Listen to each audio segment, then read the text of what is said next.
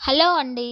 పప్పాయిని ఎక్కువగా ఇష్టపడి తినే వాళ్ళందరికీ కూడా ఈ విషయం ఆల్మోస్ట్ తెలిసే ఉంటుంది. ఏంటి ఆ విషయం అంటారా? పప్పాయ యొక్క రియల్ టేస్ట్ ఎలా ఉంటుందంటే పంచదారలాగా తియ్యగా ఉంటుందండి. అంత మంచి టేస్ట్ అయితే ఉంటుందనమాట.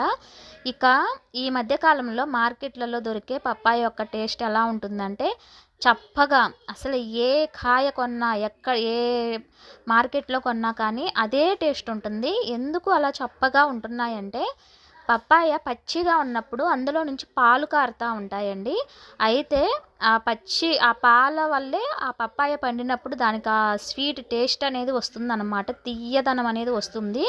ఆ పాలనేవి తోటలలో వాళ్ళు పచ్చిగా ఉన్నప్పుడే ఆ పాలని గ్యాదర్ చేసుకొని క్యాన్సర్ మెడిసిన్ కింద వాడుతున్నారనమాట. దానివల్ల ఆ పప్పాయలో ఉన్న పాలు తీయడం వల్ల ఆ పప్పాయకున్న టేస్ట్ అనేది పోతుంది. అందుకే అవి చప్పగా